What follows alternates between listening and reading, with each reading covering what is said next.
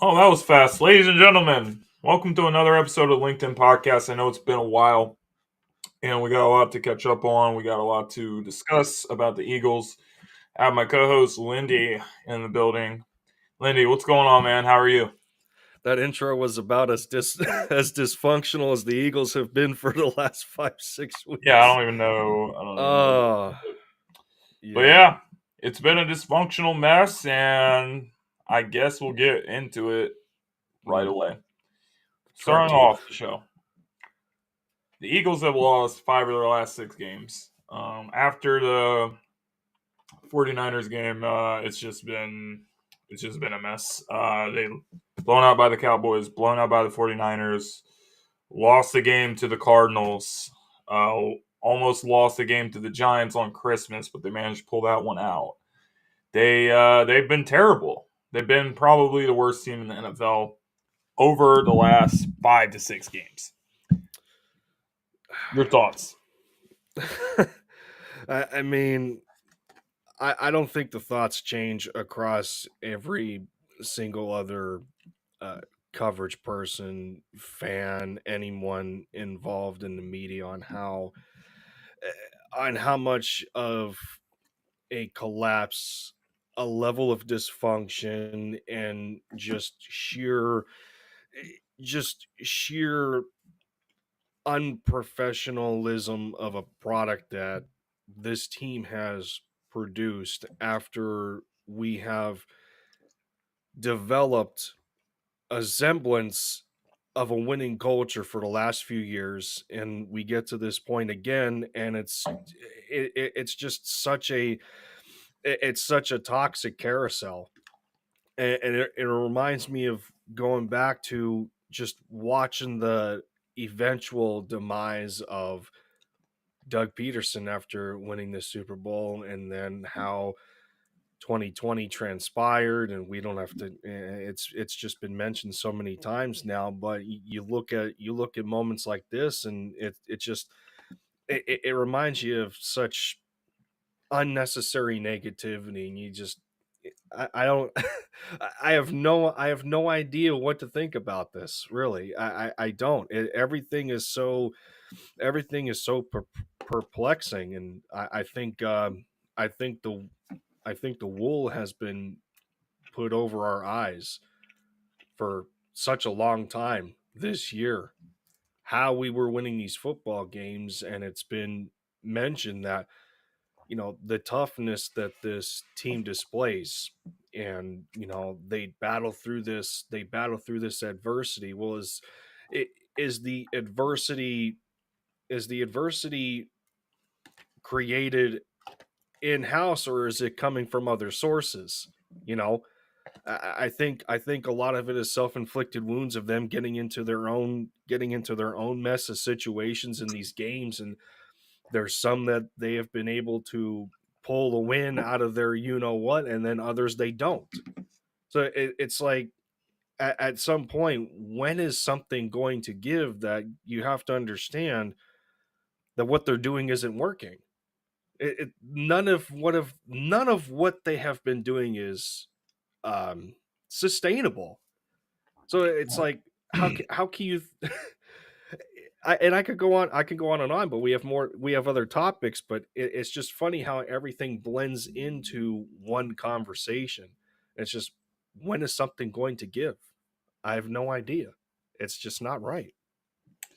Yeah, I mean, it's hard to really pinpoint what the real problem is of this team. This team has just not been what we expect them to be. Even when they were winning games, we kind of like overlooked a lot of stuff, but the issues have been there most of the season, I would say. The number one thing is they've been sloppy. Even to start the season, they've been sloppy in almost every game. There's been turnovers, there's been issues with play calling. The biggest thing that told me that we were done was in the Arizona Cardinals game when you had them not knowing which personnel was going to be on the field, and then they showed Julio Jones looking at the sideline, and he was like, he didn't know what the hell was going on. People were yelling at coaches, all this stuff, and it was just a big mess. So I'm kind of concerned when it comes to the coaching staff.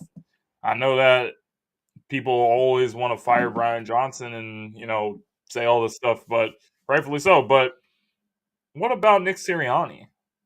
I mean, has Nick Sirianni lost this team? That's what we're going to find out on Monday night. If they come out and they just look like a team that doesn't care, I don't see how you can bring him back next year. And I know that's saying that after 1 year after being in the Super Bowl, which sounds crazy, but that's actually what it looks like to me. That the team does not really think this guy is a great coach, and he doesn't look like he has any control of the team. And, there's all these issues going on. I don't know. The only thing I will say is this when it comes to Nick. I kind of think it's a long shot that he is going to get fired. I will Mm-hmm. say that. However, if he sticks up for Brian Johnson after the season and says, "Oh no, this is my guy. Like we're keeping him on the staff," he's going to be gone. I'm telling you because this is what happened to Doug Peterson. Doug Peterson did the same thing with Press Taylor. Mm-hmm. And he stuck up for him, and he was like, "No, this is my guy." And Press is his OC with Jacksonville now, so it's the same thing. And Doug won a Super Bowl. He didn't. Nick lost the Super Bowl, but I mean, he made it there. I'm not taking any credit from him, but if he does that, but you fire Doug, then I don't see how you wouldn't fire Nick for the same reason. If you're this is the same Eagles organization that we know. That's what I think. But I think that there's a lot of turmoil with the coaching staff. And I don't even really know if they went out and got some experienced OC that would like fix all the problems on the team. Because at the end of the day, it's still Nick's offense. It's Nick's plays. It's Nick's game planning throughout the week. The way Nick is still running the team, even if Brian Johnson is calling the plays. Nick deserves, I think, most of the responsibility for the collapse. So if it comes out and they get destroyed by the Buccaneers, I think he's gone. That's crazy to think about. Yeah, it is. Although I do not see it happening personally. I would say it's a The long shot, but based off of what the I laid out, I don't. It does make some sense.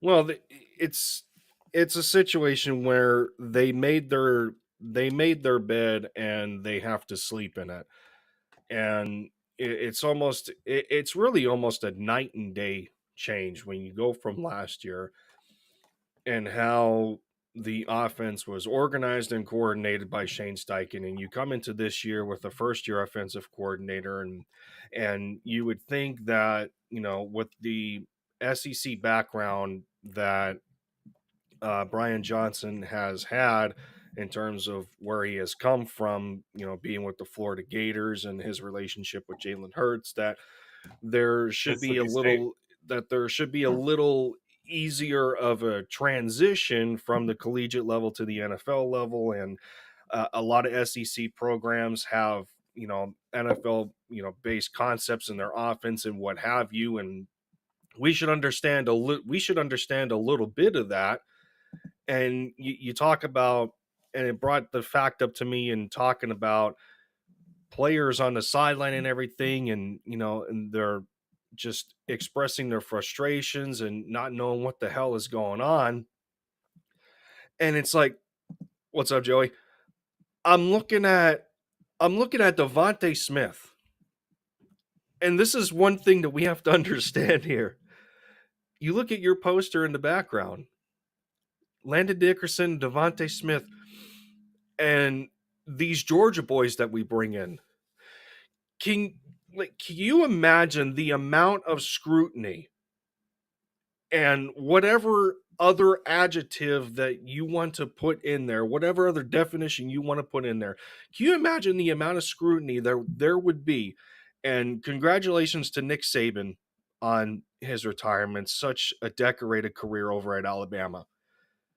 the level of professionalism at the collegiate level that these kids are introduced into, and we talk about those guys, and we have them on our team. Georgia, Alabama, and a lot of other players. I think Florida State's one of those teams too. The programs that they create, and they go into a season that turns into this at the end of the year. You don't think guys like Smitty and others are thinking, this isn't how Alabama runs things. What is going on? I'm at a professional level of sports, and I needed to work my you know what off to get to this point in one of the toughest most it's almost like going into the military with how their schedule is of everything. It's like, you know, and I'm getting on another tangent here, but you know where I'm going. It, they almost they're almost in a better position at these college programs, and it's like, well, what is going on here? Um, and then I think about the coordinator position, and I think about Sirianni, and do I think the level of destruction that has happened this year was enough to justify a termination? I don't know. It's very rare you see head coaches lose their job after producing a considerable amount of success over a short tenure of time. Now, it depends on what your definition of success is. Yeah, Sirianni has well above a 500 record right now. We've been to the playoffs all 3 years. Two of those are wild cards against the same team and what have you. But he produced a Super Bowl appearance in that. I I really don't know. I don't know. I don't think it's grounds for termination. But Even with the loss? yes, I do not think it's grounds for termination. I think that I just think that a unnecessary mistake was created in thinking that you would have an easy transition going from an experienced offensive coordinator to an inexperienced offensive coordinator, and not properly backing him up with, you know, offensive assistants or advisors or whatever else you need to do. I don't think they did a good enough job to support Brian Johnson, and a lot of that falls on the head coach, who in his own right is a little inexperienced. This is his third year, I think third year head, you know, as a head coach. So he still has a lot of growing pains in his own right. Um, and to say that to this point is a bit damning, if you want to put it in that sense, and that could probably support the means of termination. And I also think it doesn't help that you see the slew of coaches who either part ways in other capacities, or they get terminated, or they retire. You look at Bill Belichick, you look at Arthur Smith, you look at Mike Vrabel. Uh, who else am I missing off of that list? Pete Carroll, he steps down. So it's like, well, you know, there's a lot of attractive names in that list of who you would think would be a better fit right now, other than Sirianni, somebody with a little more of a colorful level of experience and a background. But it, it's like you talk to people about this, and do you really understand like the level, what's the word I'm looking for?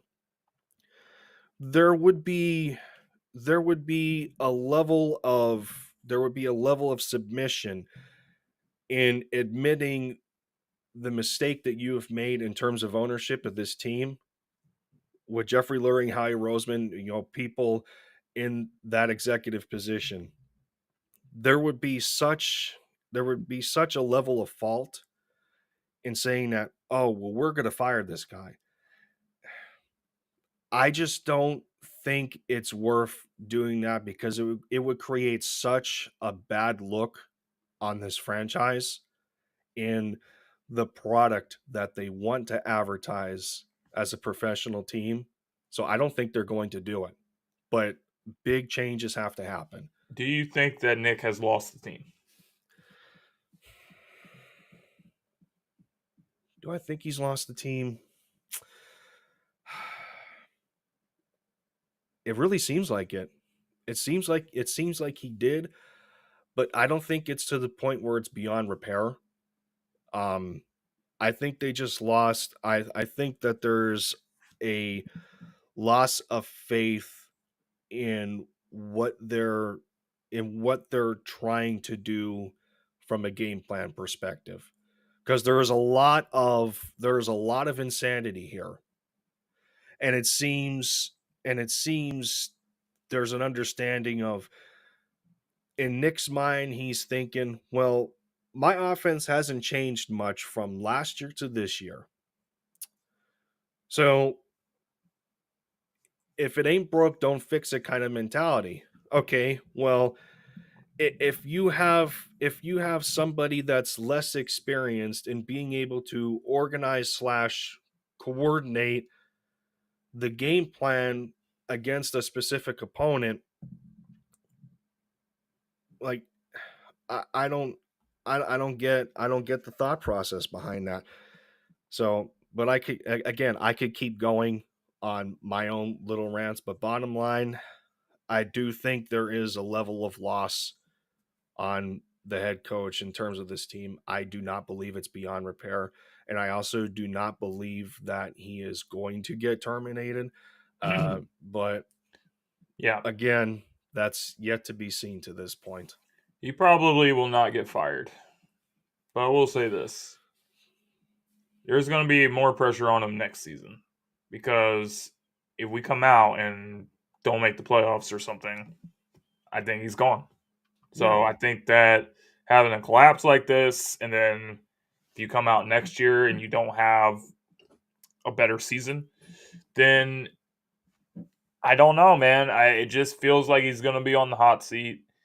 I hope that he hasn't lost the team, but from what I've seen, I don't know how he's going to get it back, especially when you have like all these stars that are frustrated.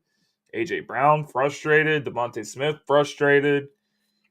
Everyone's frustrated, Hassan man. Reddick, Jason Kelsey. Everyone's tired of losing. Everyone hates losing.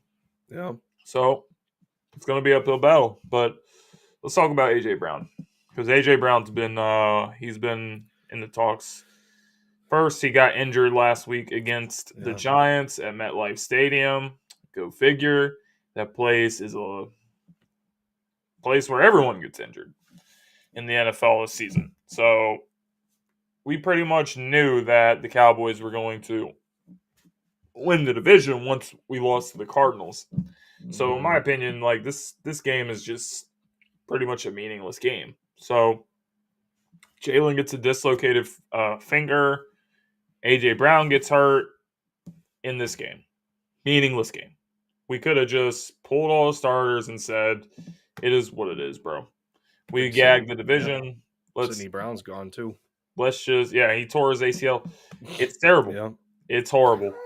So whatever was bad before got worse, and there's been even more drama given yeah, the Eagles way they ended the season losing 5 of the last 6 games. AJ Brown has been talked about saying that he wants out of Philadelphia because he deleted a bunch of posts on social media. First, I will say this. Number one, that's ridiculous. He did the same thing last year during the playoffs. Um, Second of all, it's social media. Everyone makes way too much of a big deal about social media, as bad as the problems are. I have no doubt in my mind that AJ Brown is committed to this team and wants to stay and be a part of this. So I really think that people are out of their minds for saying that he doesn't want to stay here. That's first thing I want to say. Second thing about the injury.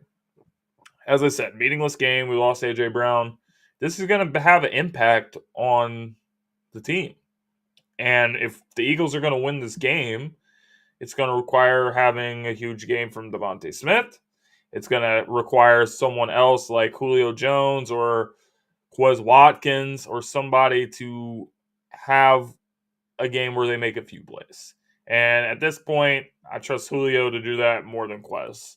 And then Goddard, Swift probably has to have a big game. But this team hasn't really shown that they're committed to running the ball. So how can we be sure that Swift is going to have a great game? But the loss of A.J. Brown is going to rear its ugly head, I think, because there's just some things that this guy can do that others can't. So it's gonna be tough. It was already gonna be tough even if he was here, but without him, he's one of our best players, so it's gonna make it a lot more difficult. So I'm a little bit concerned going into this game without AJ. If they somehow manage to pull it out, it is possible that he could be back in the divisional round. But let's not get too far ahead of ourselves. But yeah, it's just a situation where the tough gets tougher, and the Eagles are going to have to man up and actually try to do something for once this season. So that's what I got to say about that. Lindy, what about you? It certainly doesn't help losing one of your star players, but it's, quote unquote, one of your star players. I mean, we have been saying all this time, even before we got AJ Brown, that Devontae Smith is a number one receiver in his own right, and he had a year for himself to prove that he was, because that 2021 year for him was just, it seemed quiet, but it was unreal for him at the same time. Like you know, I'm Devontae Smith, an introduction to the NFL, and he had so many good games. I mean, I think that birthday game against the Denver Broncos was, I was happy for him for that one. But you know, I look at him, and hopefully DeAndre Swift is healthy enough after him having a little bit of an injury, I think. Um, and then it's like, whatever happened to Dallas Goddard, man? What whatever happened to using your best tight end on the team to really take advantage of throws over the middle, or attack the seams, over routes, whatever you want to use him for. And it's like, okay, we're seeing a little bit of Calcaterra, we're seeing a little bit of Jack Stoll, but it's like, you're not using your number one tight end the way you should be using him. And yeah, we lost him for a little bit with this forearm, but that's not the here nor there, because he's back here again. And that reminded me of the answer that he gave when he was being interviewed. I think this was after the Giants game, and I want to know how you feel about it, with him saying that this whole time with them losing, he thinks that the team kind of put themselves into the mode where they're just waiting for the playoffs. We're not fighting. We're Oh, not fighting for the top seed anymore. We're not. We're not fighting for our best playoff position. Really. I mean, he's one of my favorite players on this team, but that just rubbed me the he's just wrong trying way, to say man. stuff to be sound positive, but it didn't really work. I mean, if No, you're playing like no. this to try to get ready for the playoffs, then I really don't know what to say. I mean, Exactly. this is not the way you want to be playing before you get to No, the playoffs. So no, this getting ready. This is not getting ready. This is the opposite. no, no. I mean, I don't know. I really don't. Yeah, this whole AJ Brown thing, I don't. I'm not reading too much into it, but the biggest thing to me, he wasn't the only one that had an injury that game. For one, the second thing, why are we waiting? Why are we waiting to pull our starters only after we're down 24-0 at halftime? Why did we wait till halftime to pull them? Why did they even play that game in the first place? Knowing your playoff seeding, knowing your playoff position was already set, your last game is at MetLife, where the highest level of injury can occur because that field is such trash. Why even bother as a head coach to make the decision that I'm going to play all of my starters in the first place? Why? So, I mean, what are we doing here? That was such a terrible decision to me. It was a waste of time. And now you lose one of your number one receivers. Sidney Brown is gone with the torn ACL, who has been making a little bit of a name for himself in that defense. And then it's just you dog pile on it. You just make that turd pile even higher. It's not there's just less there's more and more things that you just cannot justify that this head coach is doing. And I'm saying this now after we covered the topic of, is he going to get fired? I sound like I'm making a case for that to happen. But it's Oh, I just mean, it was a stupid decision, and I what I is hate to ownership say it, thinking? I really hate to say it, but I'm glad that AJ at least didn't, because when AJ first went down and he wasn't moving, I thought he tore his ACL. I thought I was like, oh Yeah. yeah, this guy's done. And then Sydney ended up tearing his ACL, so someone tore it. But yeah, I don't really agree with the decision. I think if the Eagles would have just won the game against Arizona, then this is a different conversation because we got to win this game to win the division. But I think it's at least a good sign to hear that AJ was, rehabilitating to want to try to play this game. And I think that's a good sign to hear from a fandom perspective, and then from a little bit of a mentality perspective to kind of silence a little bit of the overreaction to him deleting all of his social media stuff. I mean, well, he did. He again, as I said, he deleted the post last season during the playoffs, but nobody talked about it. Why? Because the Eagles were winning. The reason people are talking about it now is because the Eagles are not winning.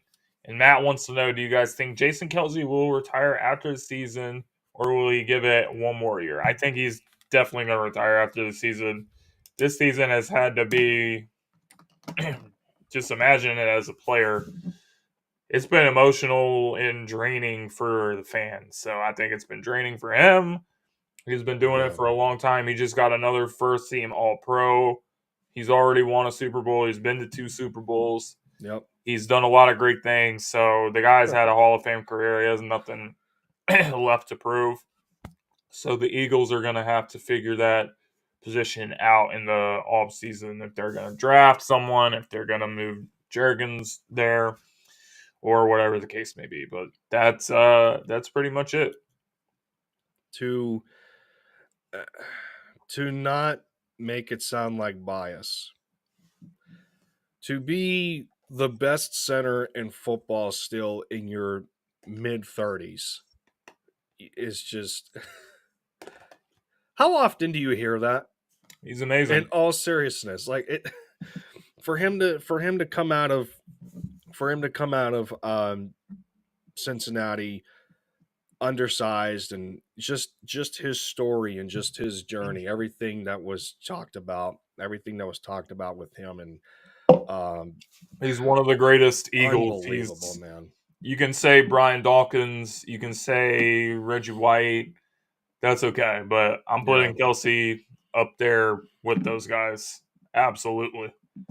I mean, even with him, and I agree with you on the fact that I do not think he returns either. The only reason he returned this year is because of how close they were to bringing home another Lombardi trophy. And then you get to this point in this season, 10-1, 10-1, and then they finished with the record that they do. The only reason he came back was to try and get back to the Super Bowl again.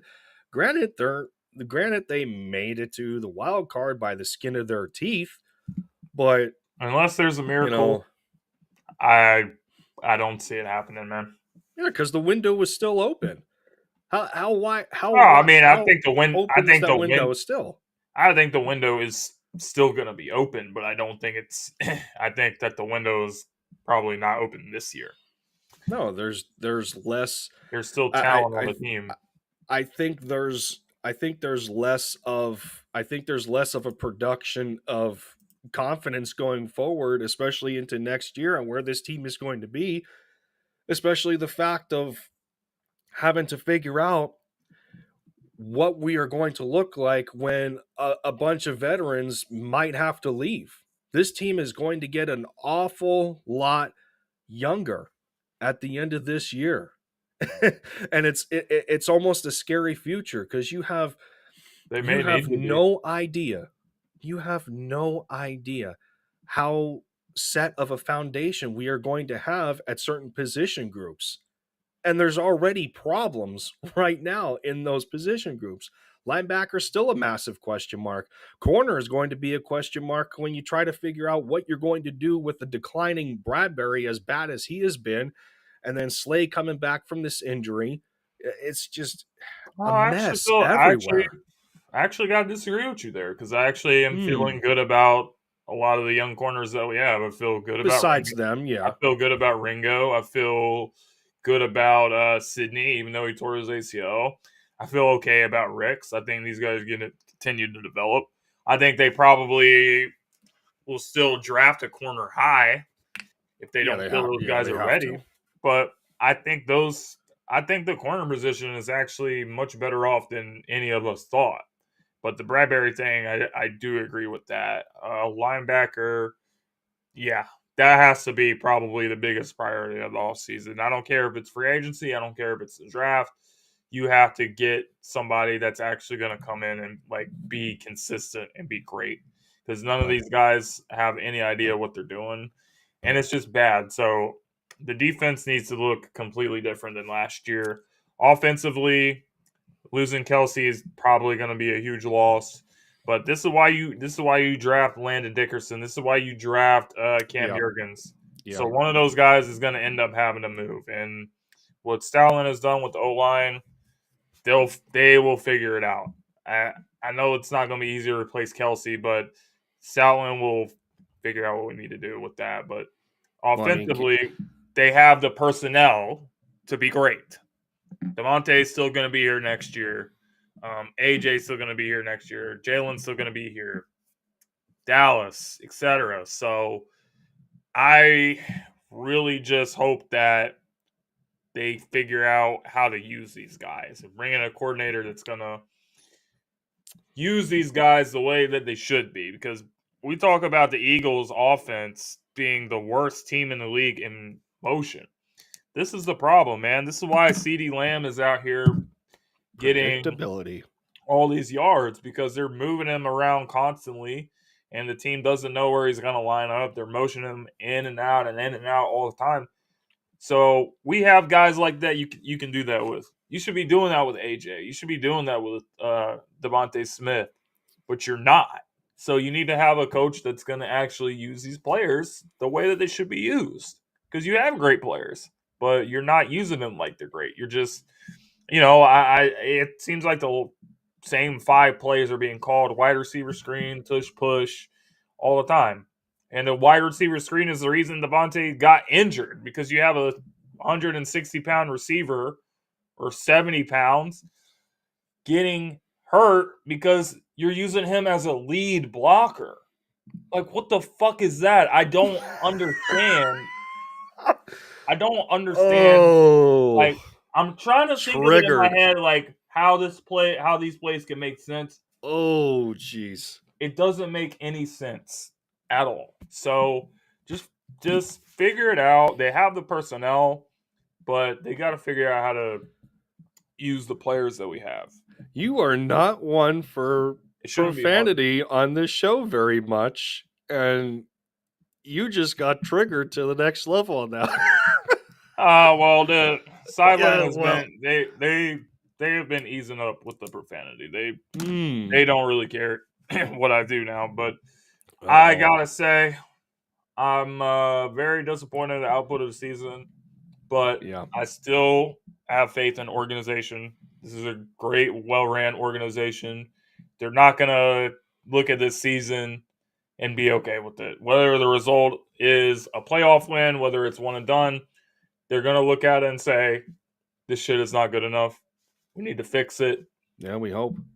So I have confidence that they will, but That's I mean, it's gonna be a lot of questions. that's the biggest wild card in your disagreement, however, is what is going to be the identity of the defense next year? How are they going to use the players in house, much like we've been talking about, and how predictable and uncreative the offense is? They If need to you, move. if They need to move off from the Fangio defense style, the bend but don't break. That does not work unless you have the Jim Schwartz, right personnel for it. You need to have a defense that's going to be aggressive. Need to have a defense that's going to get sacks, that's going to get pressures.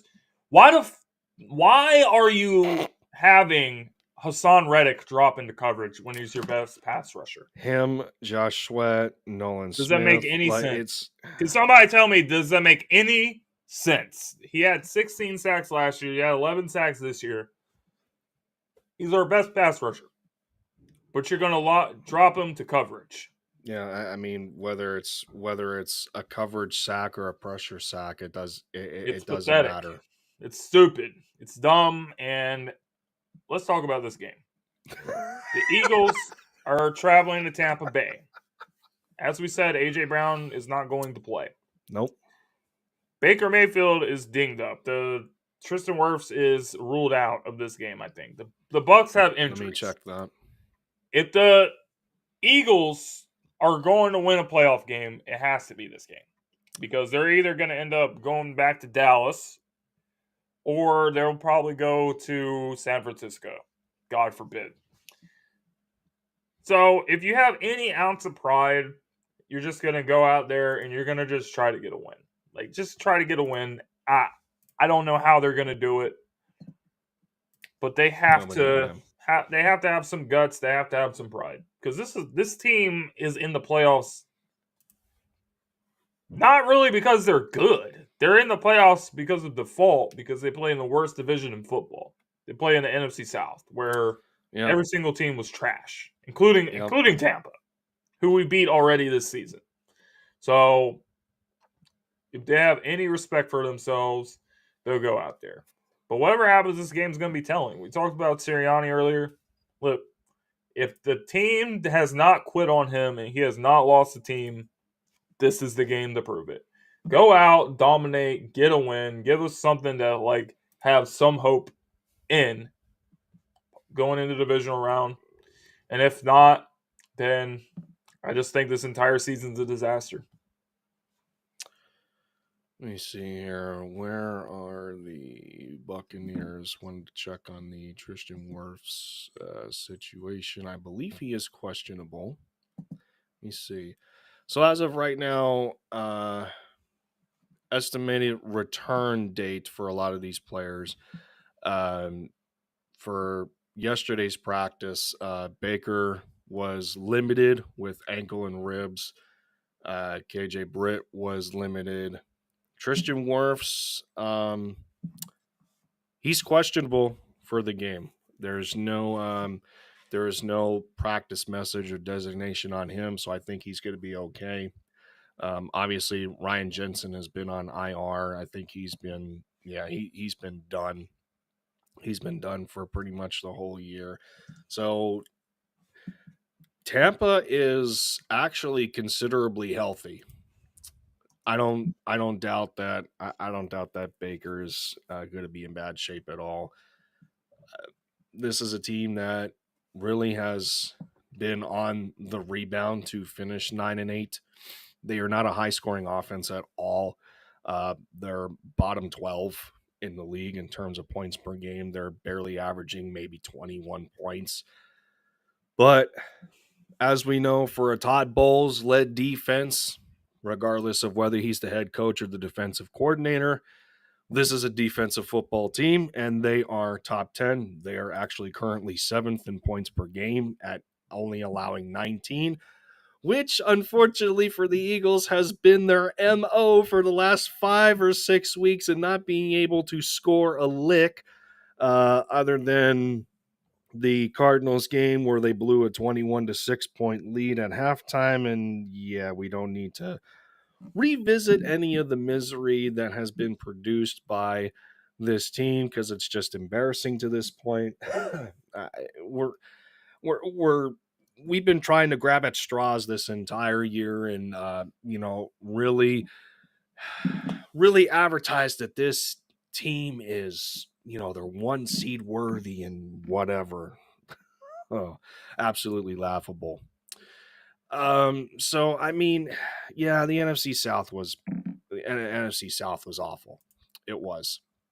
I will, there's not a single person that cannot concede to that.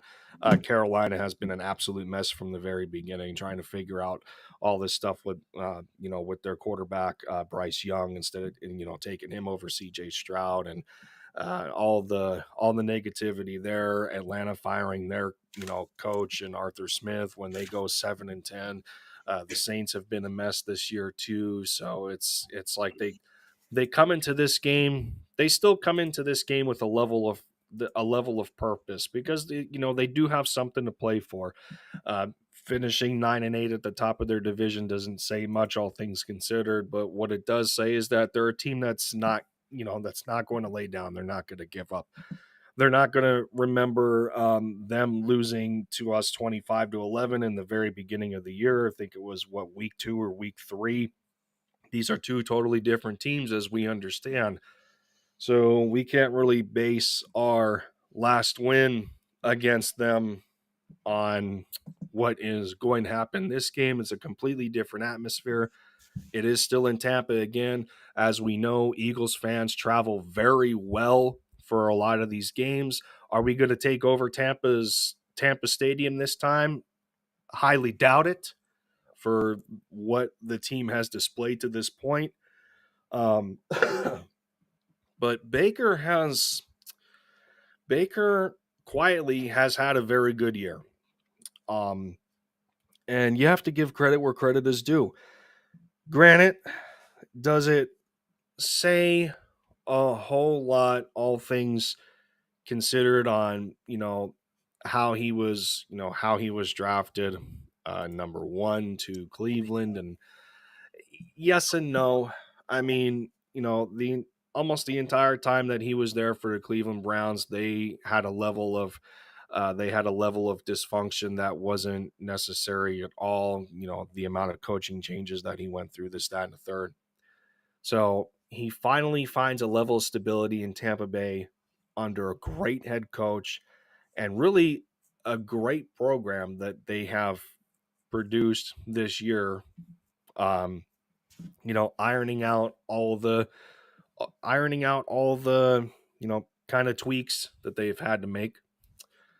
Completing 64% of his passes. He had a 4,000 yard year, but barely above average with a QBR of 54. A lot of people don't buy into QBR. I kind of like it a little better than passer rating, because it considers a lot more than just throwing the football. Making sound decisions and what have you based on down and distance, this, that, and the third. So I mean, yeah, take it that way. Rashad White has had an awesome year for them. He's just as productive in the passing game as he is in the run. He was almost a 1,000-yard rusher this year. He tacked on almost another 550 receiving yards. And I say this because there's people just solely talking about Mike Evans. Okay, well, he's going to be one of the biggest threats this game. And we understand that because of trying to figure out who is going to cover this guy.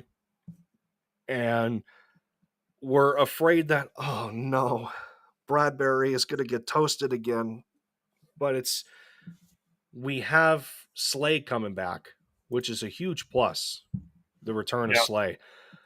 But how close to 100% is he really going to be off of an injury like that? These are aging players where it takes longer for them to heal, and they're not going to be as what can I use? They're not going to be as energetic as younger kids, younger players in this league, where they can bounce back a lot easier from injuries like this. So it's like, are they going to put Bradbury on him? Are they going to No. put Slay on him? We have no idea. And he's not the only one that we have to watch for. I just talked about Rashad White. Chris Godwin is still on his football team, and he's only 27 years old. So it's like, yeah, he has had a rough injury history in his own right, but he was still 1,000-yard receiver this year. Mike Evans was 1255. Trey Palmer, when he gets the ball, he can make stuff happen. Cade Otton at tight end is pretty good. Um, you know, Payne Durham started 2 games. I think I'm trying to remember if he is a rookie or not, but he has been coming up a little bit for them. I can't imagine him making any sort of production this game. No. So it's like, the bottom line, Mike Evans isn't the only person that we have to worry about for this game. And I say these things because, again, this isn't the same team that we watched run over Tampa in their house, where where DeAndre Swift had one of the best games of his career. This isn't the same team. And if they are, and if it ends up happening, there's going to be a lot of questions that this head coach is going to have to answer. But Well, is it going to be that crazy of a change? Are we going to see that team again? Most likely not. I have no, absolutely even no if they faith. do, I'm sorry. I don't. even if they do, I'm not going to be that impressed because it's Tampa. No. So if No. this team really has something, then I think that they got to come out and they got to dominate this game and they got to win this Yeah. game. They got to win this game by double digits for me It's going to be to a game of trenches again. for It's me going to to have to be. for me to feel like there's something there. To be honest with you, but And I'll even go to this. We understand that, okay, Wink Martindale blitzed the crap out of Jalen Hurts in our 2 matchups against our NFC East rival. What do you think Tampa is going to do? What does Todd Bowles do? The Giants and the Buccaneers are top 3 in use of the blitz.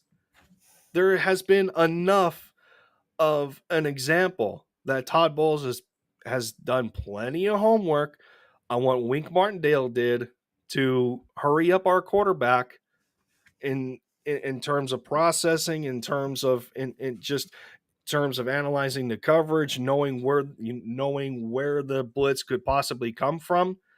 That's a level of creativity that Todd Bowles has in terms of the blitz. We've seen this already. You go back to that wild card game when Tom Brady was still quarterback in Tampa, and how, oh my goodness, how rough of a day Jalen had in the regular season matchup and the playoff game. How history seems to repeat itself. I don't think so. I think Jalen's a much different player than he was when they first played against him. I think You that sure about that? And I only I am say that sure for about this that. reason. I only say that for this reason. How healthy is his knee really? Well, that doesn't have Uh, anything to do with him being the same player he was his first year as a starting quarterback. He's I obviously only not based off of last year. Yes. And However, we all understand that he is not running as much as he used to, outside of the stupid quarterback draw plays that don't work, especially on what was it, third and what game was it? Wasn't the Giants game, or was it the Giants game or Cardinals game where they call a QB draw on 3rd and 18? that was Outside of those BS calls, Jalen is not as dynamic as he used to be prior to this knee injury. well, And that has played out. my point was not about health. My point was about Jalen does not see the game the way he did in his first year as a starter because No, of course he he's doesn't. experienced much more.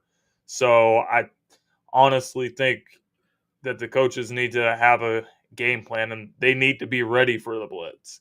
They Yeah. should know that Tampa's going to blitz them, not only because they blitzed them before, but because other teams are blitzing them. The Giants are blitzing them.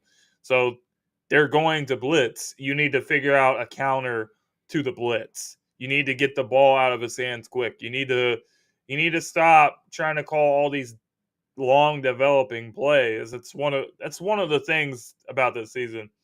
The Eagles are not using the RPO effectively like they did last year. Yet the Indianapolis Colts were the number one team with the RPO.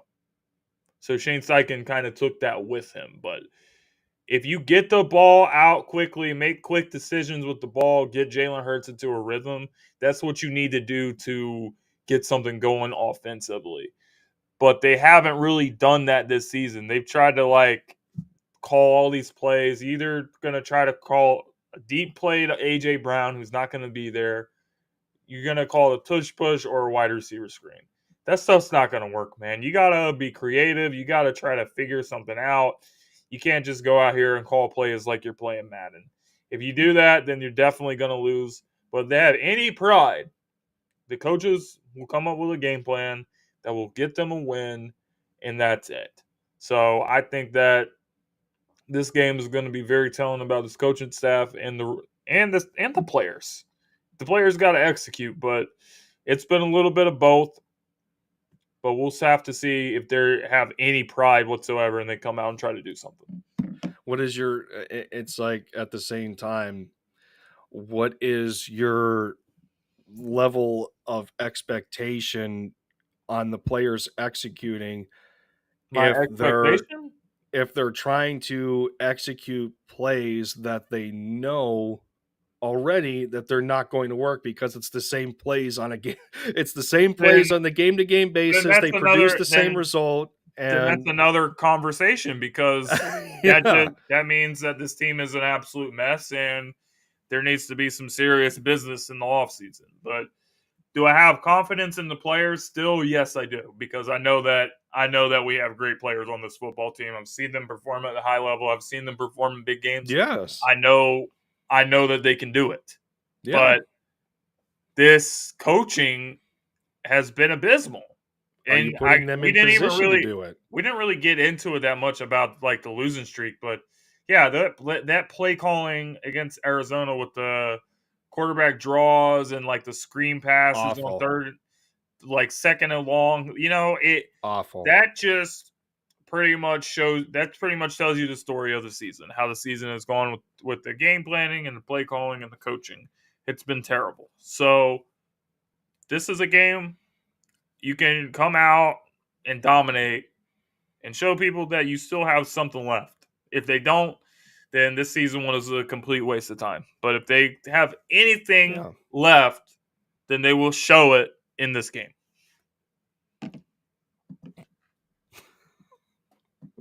All right. Well, that about wraps us yeah. up.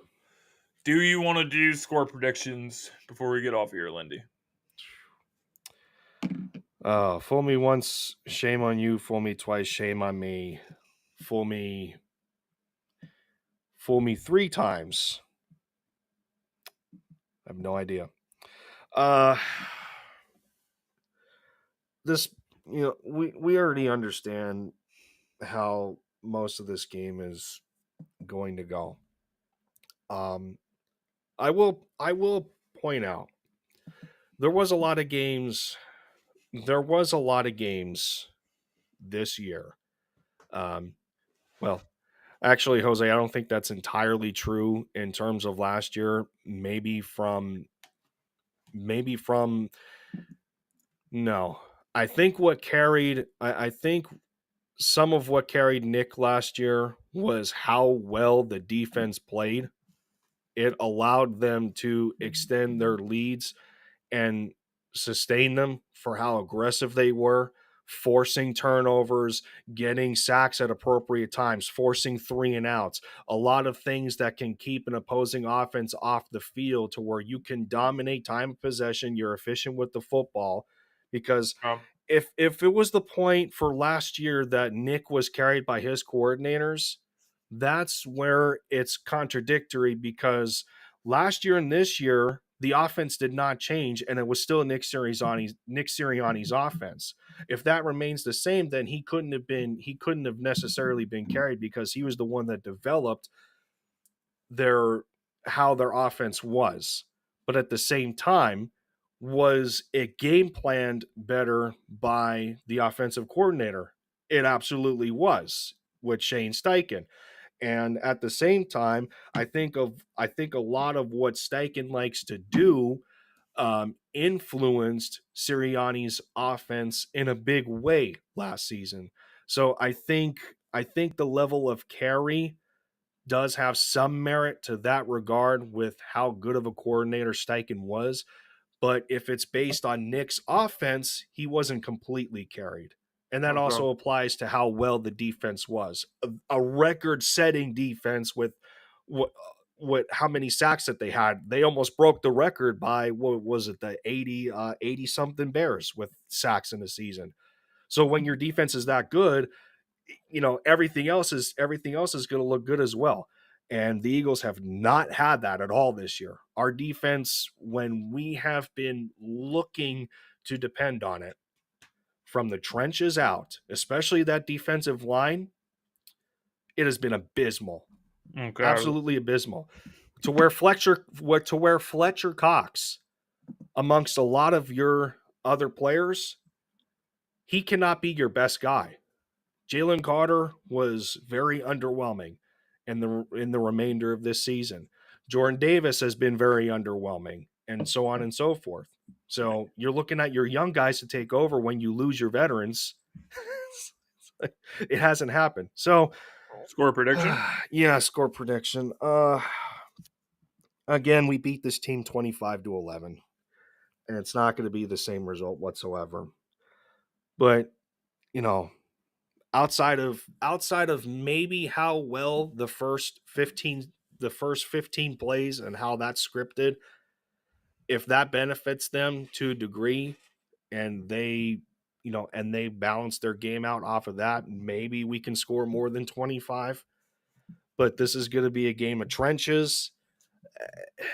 Guys like Cam Jurgens have to have a great game. A lot of these guys in the trenches, this has to be the game that they give it their all.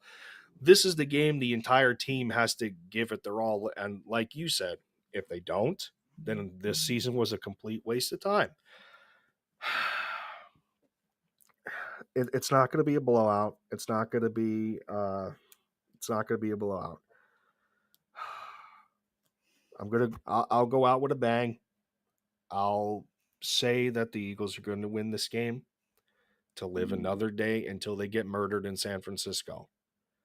I think if I ultimately thought, going into this podcast and going into the wild card, that they are going to survive just one more week or one more game until San Fran finally puts the nail in the coffin that they deserve. Because the Eagles the Eagles deserve to go out miserably for what they have shown us. I'm sorry, they do. Whoever else thinks otherwise, you're mad.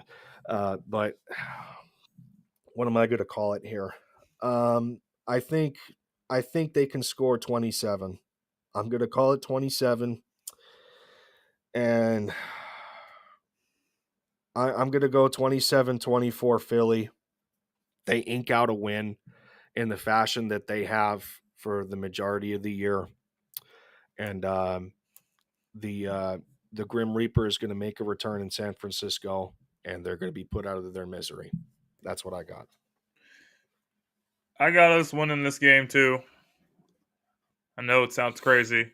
Yeah. But I'm going to go 23-20.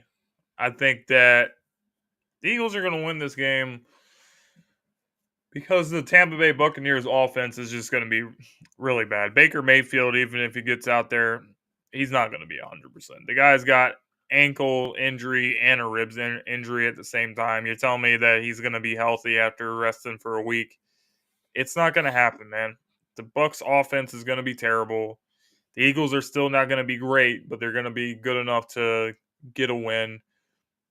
And then they're going on to the second round. And, as you said with San Francisco, let's pray to God that it doesn't end up that way. Let's pray to God that the best case scenario would be Green Bay beating Dallas and the Rams beating Detroit. Then the Eagles would host the Rams in this divisional round at home. But seems like a long shot.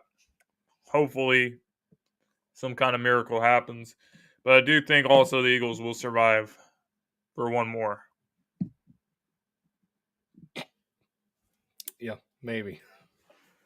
All right, guys. I know everyone's pissed off. I know exhausted. It's exhausting. Pissed off and exhausted with the team. But I want to thank all you guys for tuning in to the show. Jose, Matt, all you guys, Joey Shakes. You guys are fantastic. And hopefully we'll see you guys here next week for another episode. Hopefully it'll be a little bit more exciting. I know this was a lot of letting out our frustration today, but hopefully there's something that we can talk about next week.